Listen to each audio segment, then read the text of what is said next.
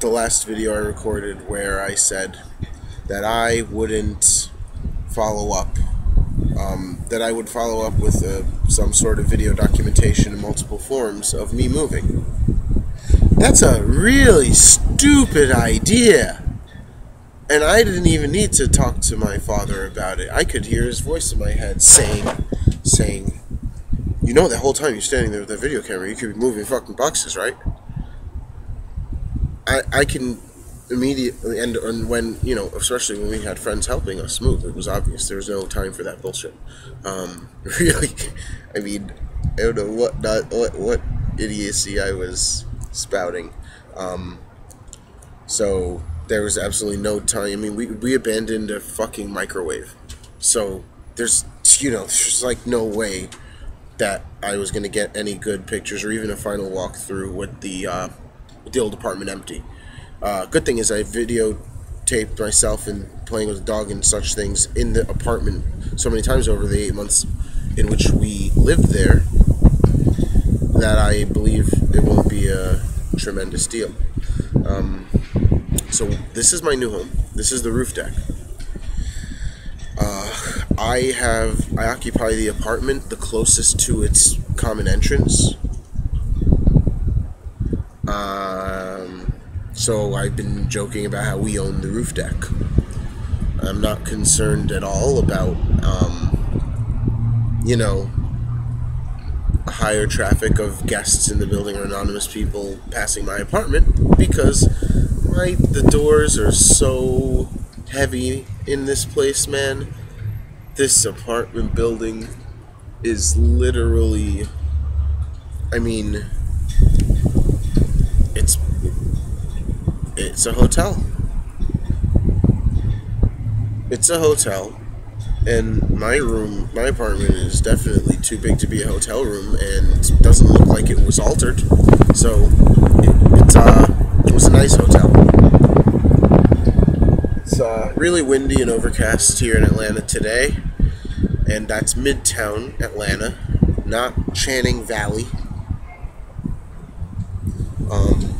I guess I'll just sit with different angles at different times when I record. I don't think I have anything special to say. We'll do another one inside the apartment. As a matter of fact, this view is pretty much exactly what I get from inside my apartment. I don't get anything very different than this angle. But this rooftop, this is actually a big patio on a corner of the building. So we overlook Peachtree Street. So there's a few angles that you can't see that there's still good nice building stuff to look at. But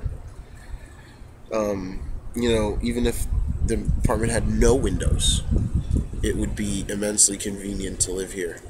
Utilities are included or covered, factored into rent, and CVS is up the street. The art supply store is also on the same street.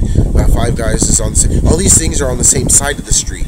Where I go and pick up and get my contractor's checks are on the same side of the street, up the street I live on too.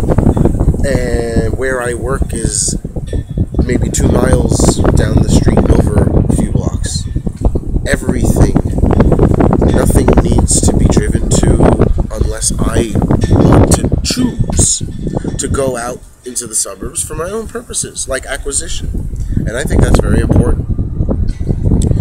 But running errands with the car, getting fucking parking tickets by the private entities that the city sold out to, not going to be as it's not going to be as requisite.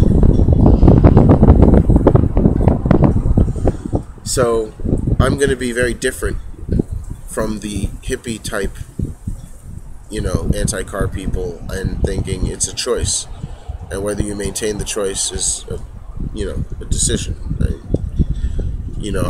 I have a low carbon footprint for my lifetime, with the exception of the flying, and I think that with the flying you have to, measure the value of the experience versus the value of the carbon.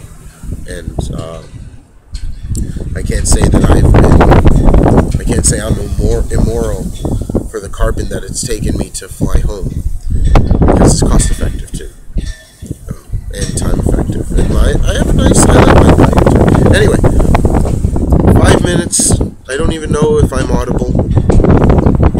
Stay out of the rain.